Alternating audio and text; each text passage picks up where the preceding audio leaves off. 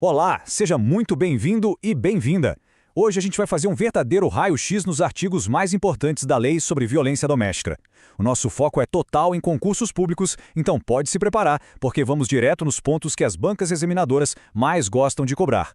Bom, vamos lá, olha só, o nosso roteiro de hoje está bem amarradinho.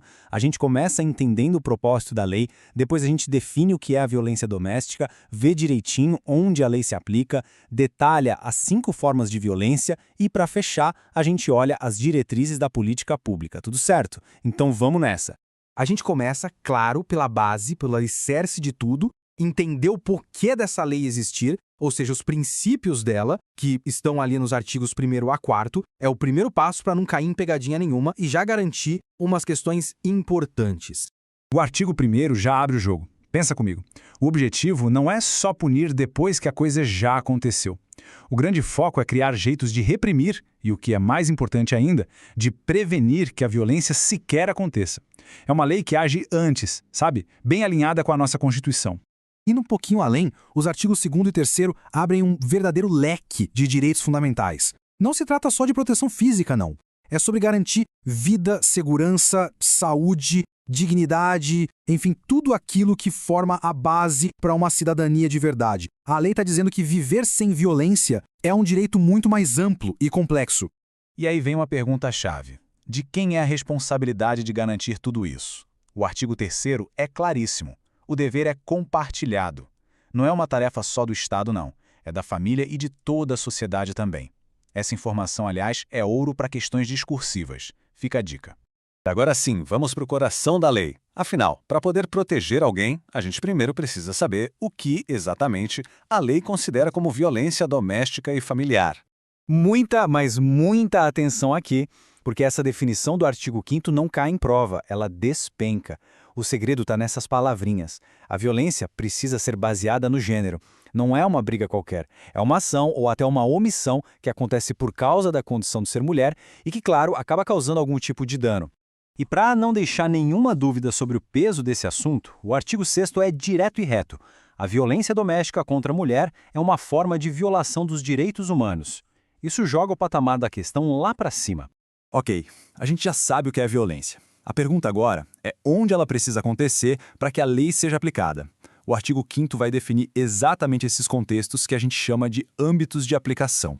A lei traz 3 ambientes diferentes, e as bancas, elas adoram criar questões que misturam um com o outro para confundir a gente. Por isso, vamos olhar cada um com calma.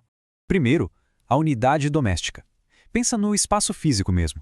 É a casa, o apartamento onde as pessoas convivem de forma permanente. O detalhe que vive caindo em prova é que não precisa ter laço de família. Por exemplo, 2 amigas que dividem um aluguel se encaixam perfeitamente aqui. Em segundo, o âmbito da família. Aqui o foco sai do lugar, do espaço físico e vai para o vínculo entre as pessoas.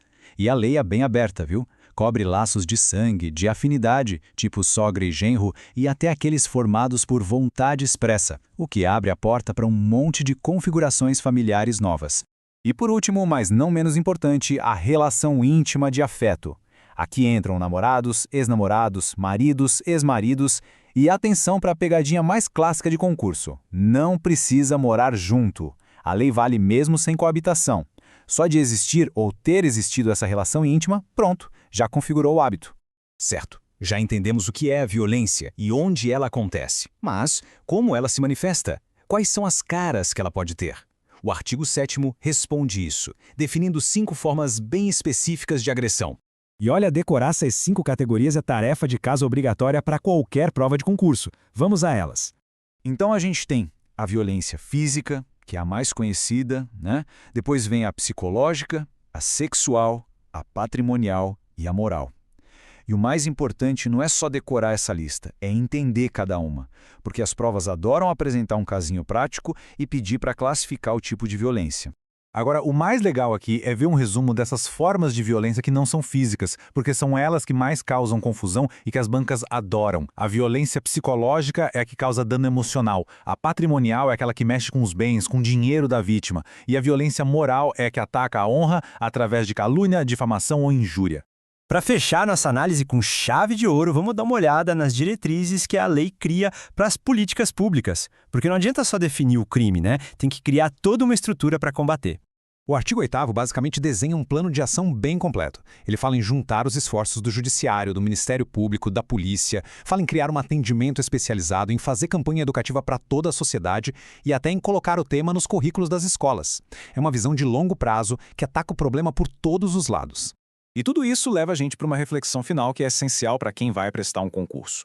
Como é que o domínio desses artigos todos impacta, na prática, a atuação de um servidor ou servidora pública? A resposta é simples. É o conhecimento profundo da lei que transforma a intenção de ajudar em uma ação que é de fato eficaz e que protege de verdade.